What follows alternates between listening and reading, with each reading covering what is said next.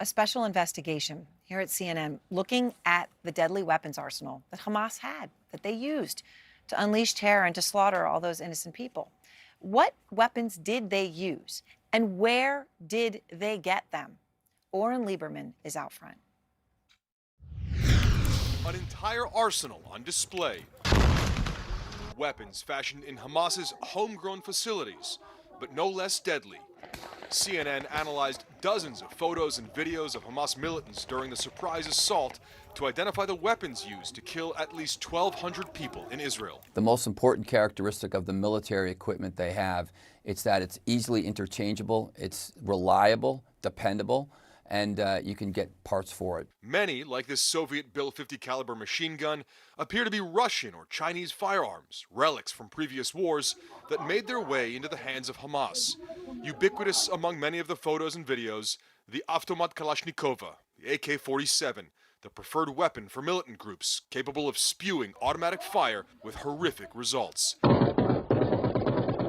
The assault rifles, along with the grenades carried by Hamas militants, made them deadly when they reached Israeli towns and villages near Gaza. All they're trying to do is provide the shock effects, provide dependability. Their weapons have to work. So they're very rudimentary, but based on their training, based on how they operate them, they are successful with them. Hamas's main weapon has long been their supply of rockets, from short range to long range. The terror attack on Saturday morning began with a barrage of rocket fire, a smokescreen for the imminent attack. Thousands of rockets overwhelmed Israel's Iron Dome air defense system, a tactic Hamas has refined over the years. That's the capability for the enemy, for Hamas, to fire them up against potentially commercial aircraft. And that, I think, is one of the major issues of these terrorist groups, and if they have those kinds of weapons in their hands. Hamas used paragliders to cross the Gaza border.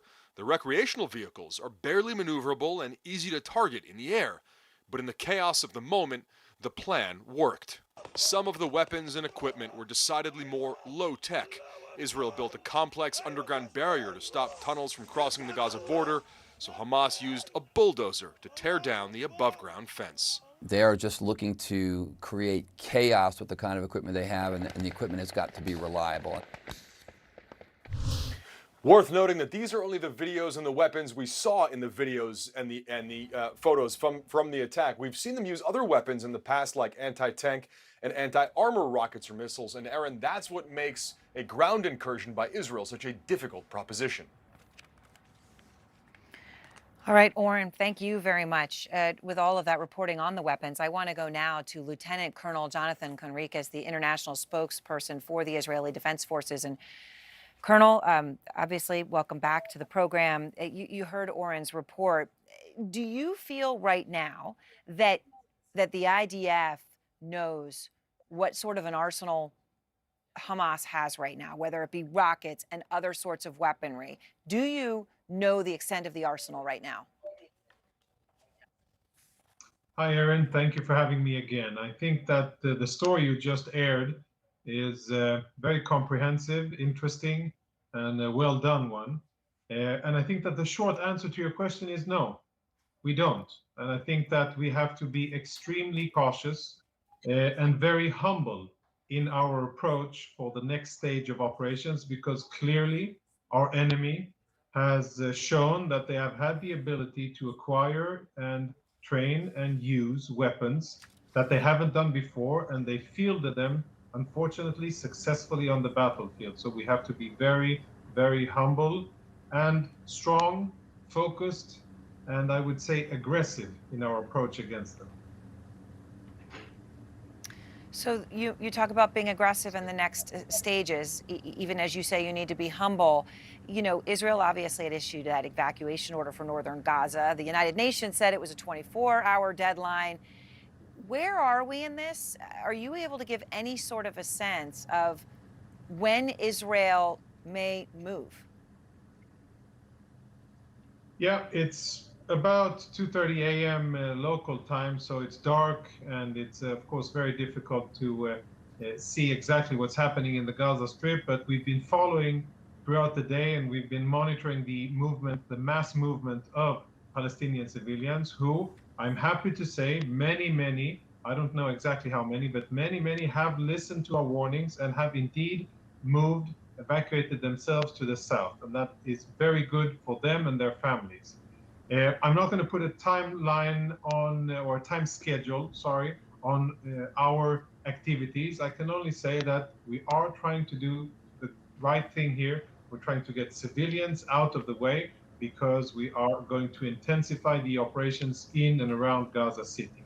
Whenever we will feel that the situation is tenable for military operations, I assume that that is when the operations will continue. And you did have some operations today. Obviously, those were more special forces back in there. Can you tell us anything about whether they were successful or what was accomplished?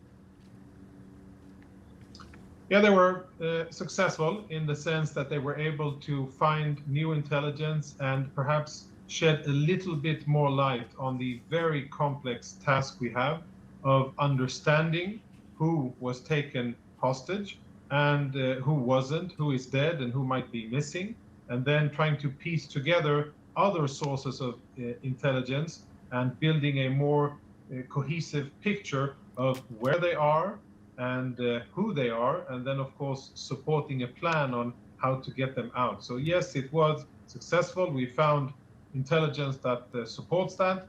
And of course, that is a very high, I would say, number one priority for us is to find those people, Yes. get them back home to Israel.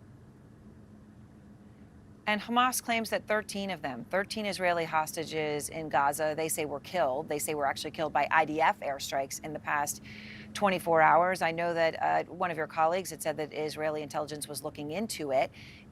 Is there any truth to what Hamas is claiming? Well, the Hamas is a lying, cowardly terrorist organization, and I don't think that any of their statements are true. It is all propaganda. And they also said, I think it was on the second or third day of the war, you'll forgive me for not keeping count of the days totally, but on the second or the third day, they also said that they would start executing hostages and filming it if Israel doesn't stop targeting their facilities. It's impossible to trust what they're saying, and we'll have to believe it only when we see it and when we have our intelligence that will prove it. But at the end of the day, Hamas is responsible, and Hamas will pay a price. Colonel, thank you very much. I appreciate your time again. Thank you. Thank you.